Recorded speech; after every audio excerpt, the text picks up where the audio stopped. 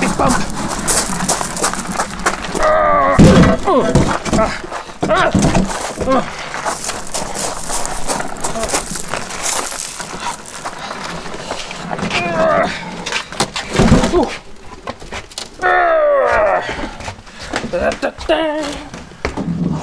So excited.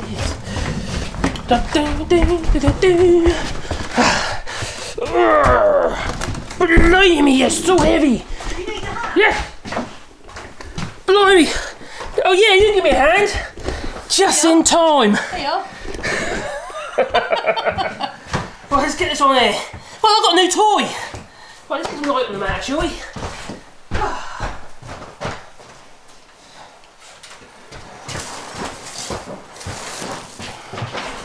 Right, I got a new toy. And, sorry about my entry. But I've got a new fret saw. I had this old rubbishy thing here. And this is a rubbishy old, what is it? I don't know. It's a rubbishy old, one of them cheap old thick Chinese things.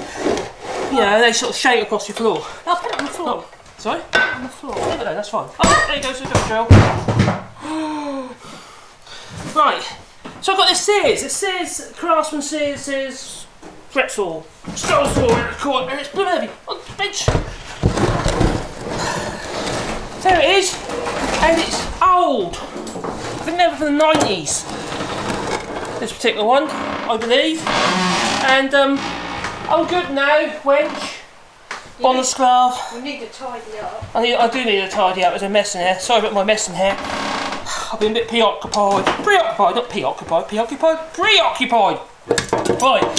This is a Sears Craftsman 23-inch scroll saw. It's American. And I'm in France, so go figure. And it's 120 volt, I think it is, or usual 115, 120 volt.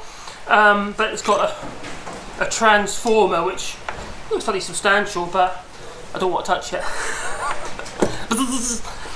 And I'm going to restore it.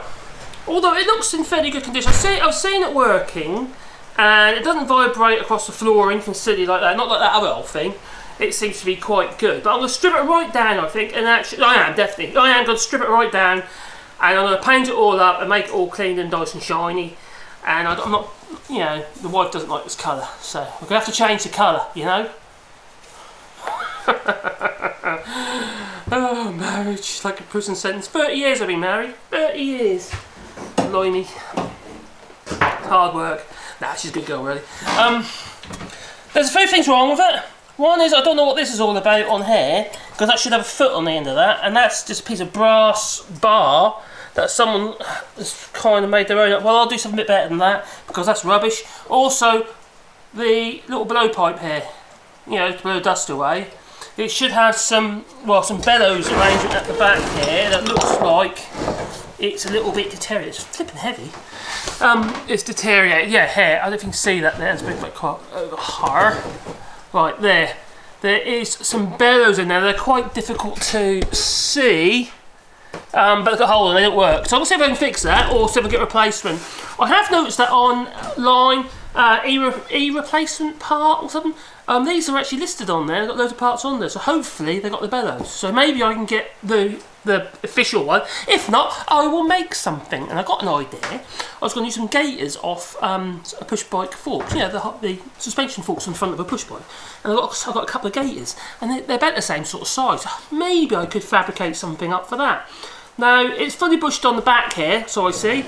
So I imagine there are bronze type bushes, and these bushes are actually adjustable apparently, according to the manual, to allow for wear. They make it quite clear in their manual, or in their publication of the manual, that the machine was designed to last for many, many years. So they've made it so it's actually maintainable. That's a change, isn't it? Since when are things these days maintainable? Sealed bearing this and sealed bearing that. Right, and on this side here, we have the blade clamps. They're quite a simple arrangement. I suppose a bit like the Hegner head, where you've got these two kind of clamps that go either end of the scroll blade, the blade itself, the lamb, and then it hooks in a bit there, just like the Hegner, that part. But it is really substantial. When I saw it working, hey, I'll tell you what, switch it on, shall we? Well, the plug looks a bit dangerous. Oh God, I don't know about you. I think we need a new plug. Do I plug this in or not? I don't know. I'm gonna do it. I'm going in. Oh God, look at that. That's not great. I'll not plug it all the way in. Hopefully I got enough connection there. Alright, we've got 2 speeds, high and low. Let's make sure it's sitting on there properly. I think there we go. Let's move you back here a bit. Just in case it shakes the camera off the bench. So okay, go on. Switches on the side here. You've got on, off, and then it's high and low. There's no dump low, safety kind of switch on there. I think I'm going to change it to variable speed, or at the very least put a foot control on with variable speed. Maybe, I don't know, maybe you could use something like a sewing machine pedal. That could work, couldn't it? I might do. Might be worth a try. Anyway, let's turn it on. Oh. Okay. That's not offensive. And looking at the blade, you actually see, God, my bench is such a mess. Sorry about this wonky video. Bring it over here. I don't know if you can see that there. The blade isn't doing that. Now on the other one, the other saw, the blade tends to do a bit, almost like a kind of motion, which it shouldn't do. It's not very helpful when you're in a little tiny hole trying to do small work, and it just makes a mess. It's horrible. And it vibrates so much. With this, that's barely moving at all. What's on there? What have they put on there?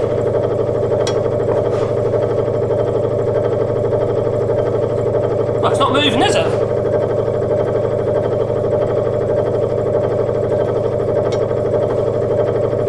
So anyway, that is the Sears Craftsman.